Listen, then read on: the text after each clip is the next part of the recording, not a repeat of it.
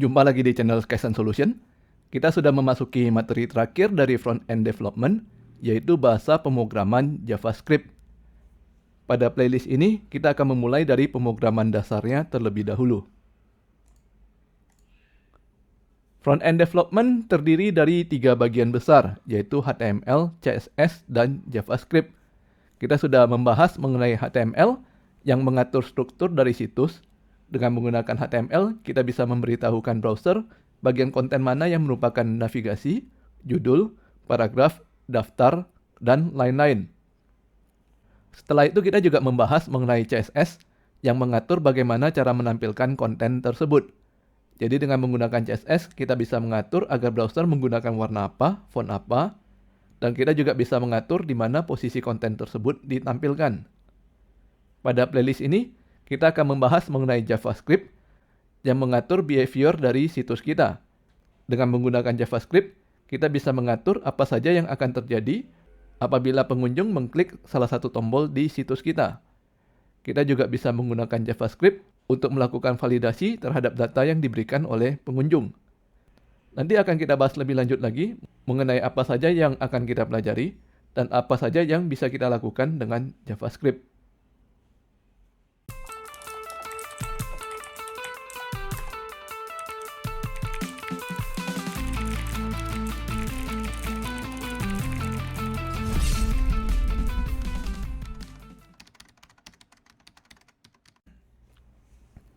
Pada awalnya, ada sebuah browser yang bernama Mosaic. Mosaic ini bukanlah browser pertama yang diciptakan di dunia, namun merupakan browser yang paling populer pada saat itu. Mengapa bisa populer? Karena Mosaic ini adalah satu-satunya browser pada saat itu yang bisa menampilkan gambar dan teks HTML dalam satu halaman yang sama. Sedangkan browser lainnya hanya bisa menampilkan teks saja. Kalau ada gambar harus ditampilkan di halaman yang terpisah. Salah satu programmer pembuat Mosaic bernama Mark Andreessen. Mark sedang kuliah pada saat mengerjakan proyek Mosaic. Setelah tamat kuliah, Mark keluar dari proyek dan kemudian mengembangkan browser baru yang diberi nama Netscape Navigator. Netscape Navigator pun dengan cepat menjadi populer karena Netscape bisa langsung menampilkan bagian awal dari situs selagi file HTML dan gambarnya hanya berhasil diunduh sebagian. Sementara browser lain harus menunggu hingga seluruh file berhasil diunduh penuh terlebih dahulu, barulah bisa menampilkan hasilnya. Pada zaman itu internet masih menggunakan koneksi dial-up modem dengan kecepatan maksimal di 56 KB per second. Sehingga kalau menggunakan browser lain, kita harus melihat layar blank selama beberapa menit. Sedangkan kalau menggunakan Netscape Navigator, kita sudah bisa membaca teks di bagian awal situs hanya dalam waktu beberapa detik. Nah, pada saat itu browser hanya berfungsi untuk menampilkan halaman situs saja. Sementara semua pemrosesan data harus dilakukan di web server. Bahkan hanya untuk perhitungan sederhana saja, browser harus mengirimkan semua datanya ke web server. Kemudian web server melakukan perhitungan dan mengembalikan hasilnya ke browser. Pengembang Netscape berpikir, alangkah baiknya kalau kita bisa menambahkan script pada browser, sehingga browser bisa melakukan perhitungan secara real-time dan langsung menampilkan hasilnya ke pengunjung. Jadi kita bisa menghemat banyak waktu karena tidak perlu bolak-balik ke web server. Mereka pun mencari beberapa alternatif untuk mewujudkan hal ini. Salah satunya adalah dengan bekerja sama dengan Sun Microsystem yang sedang populer dengan bahasa pemrograman Java. Namun sebagai keputusan akhirnya, Netscape menyewa seorang programmer yang bernama Brandon H. untuk membuat bahasa pemrograman baru yang sintaksnya mirip dengan Java. Namun kriteria yang lebih pentingnya adalah bahasa pemrograman ini harus gampang untuk digunakan, sehingga orang yang tidak memiliki latar belakang IT ataupun programming tetap bisa menuliskan kode sederhana. Dan kisah ini pun menjadi legenda karena hanya dalam waktu 10 hari, Brandon H. berhasil menciptakan bahasa pemrograman baru yang pada saat itu diberi nama LiveScript. Selanjutnya untuk memasarkan LiveScript, Netscape bekerja sama dengan Sun Microsystem. Awalnya, Sun menawarkan untuk menggunakan bahasa pemrograman Java di browser, Namun Netscape menolak karena kriteria yang dianggap paling penting adalah mudah untuk digunakan oleh non-programmer, sedangkan bahasa pemrograman Java dianggap terlalu rumit. Bagi yang sudah mengenal bahasa pemrograman Java, pasti sudah tahu ya, karena di bahasa Java itu kita harus mengerti yang namanya struktur data, object-oriented programming, dan lain-lain, sehingga memang terlalu rumit untuk orang biasa. Akhirnya kedua perusahaan mencapai suatu kesepakatan untuk keperluan marketing, maka nama LiveScript diubah menjadi JavaScript. Jadi strateginya hanya menambahkan kata Java saja, karena pada saat itu kata Java sedang sangat populer di barat. Dan strategi ini ternyata sangat berhasil. JavaScript berkembang menjadi bahasa pemrograman yang paling banyak digunakan hingga saat ini. Dan sebagai informasi tambahan, trademark dari nama JavaScript dipegang oleh Sun Microsystems. Dan berhubung Sun Microsystems sudah diakuisisi oleh Oracle, maka sekarang trademark JavaScript dipegang oleh Oracle. Melihat kesuksesan Netscape, perusahaan lain tidak tinggal diam. Banyak yang turut membuat browser untuk menyaingi Netscape. Salah satu saingannya yang paling besar adalah Microsoft dengan produk Internet Explorer. Microsoft bahkan melakukan rekayasa terbalik terhadap JavaScript dan membuatnya menjadi bahasa pemrograman baru, JScript. Netscape sangat terpukul oleh Microsoft karena pada saat itu sistem operasi Microsoft Windows paling banyak digunakan di PC, dan Internet Explorer sudah secara otomatis terinstall di setiap Windows. Di tengah sulitnya persaingan antar browser, Netscape mulai menyadari akan pentingnya melakukan suatu standarisasi terhadap JavaScript, sehingga seluruh pengembang browser harus mengikuti standar tersebut. Netscape pun mencari organisasi yang bersedia melakukan standarisasi dan akhirnya menemukan ECMA. ECMA singkatan dari European Computer Manufacturers Association. ECMA adalah organisasi non-profit yang membuat standarisasi untuk hardware komputer, komunikasi, dan bahasa pemrograman. Setelah diserahkan ke ECMA, sebenarnya nama JavaScript sudah tidak berlaku lagi dan seharusnya sudah diganti menjadi ECMAScript. Namun para programmer sudah terbiasa dan lebih suka dengan nama JavaScript sehingga keterusan menggunakan nama tersebut. Apabila kita menanyakan versi apakah JavaScript yang sedang digunakan, maka kita mendapatkan jawaban seperti ES6. Perhatikan bahwa huruf depannya adalah ES, singkatan dari ECMAScript, bukan JS JavaScript. Nah, ini adalah perkembangan dari versi ECMAScript dimulai dari ES1 di tahun 97, kemudian versi 2 dibuat pada tahun 98, dan versi 3 di tahun 99.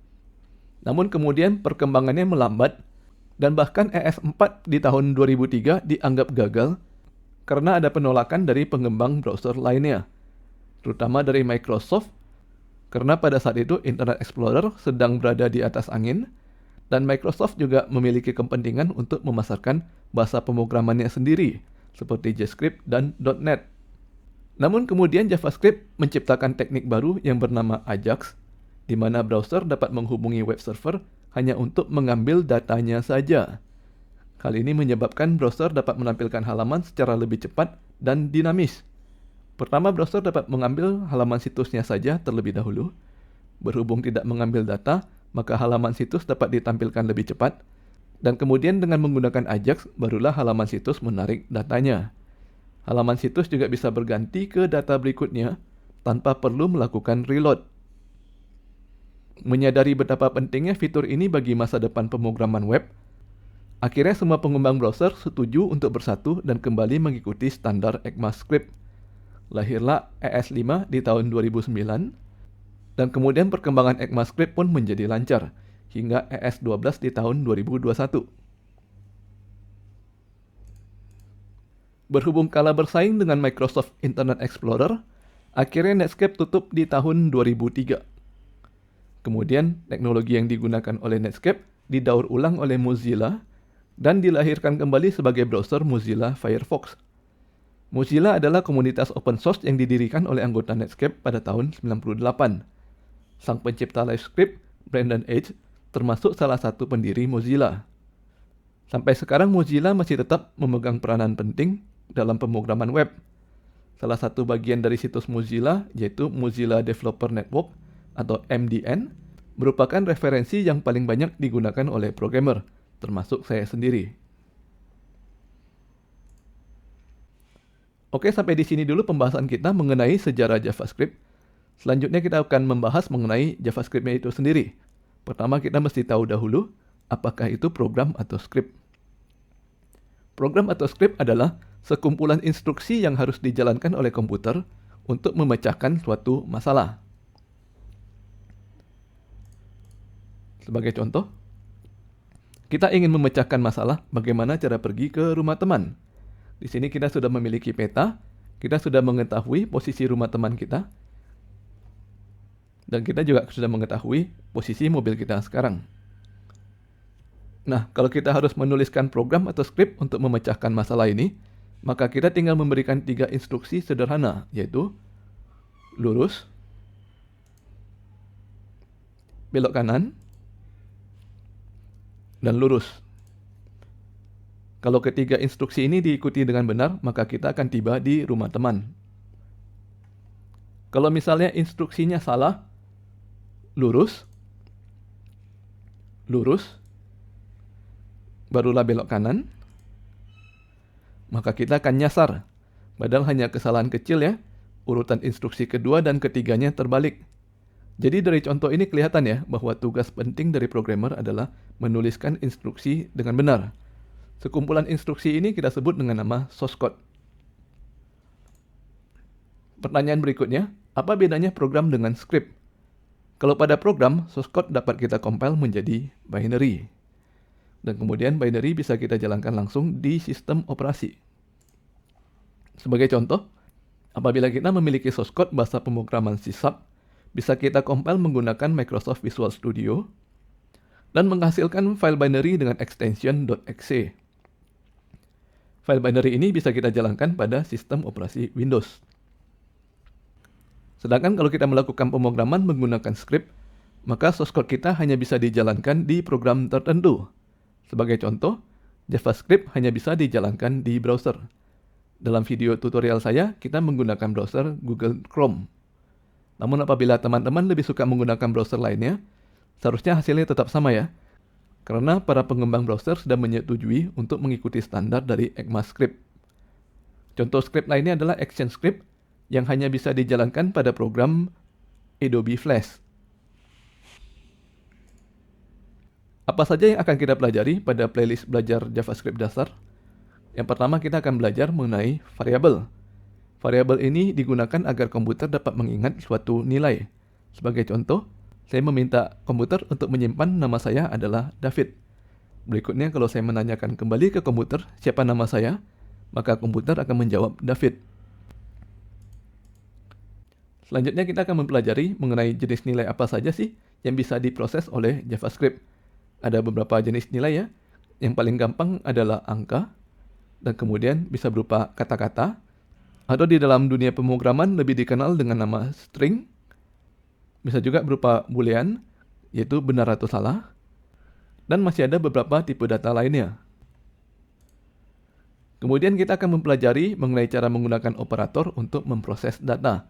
Dimulai dari yang paling mudah, yaitu operator aritmatika, untuk melakukan perhitungan matematika seperti tambah, kurang, kali, bagi. Perlu diperhatikan di sini bahwa operator yang sama bisa saja memberikan hasil yang berbeda tergantung dari tipe datanya.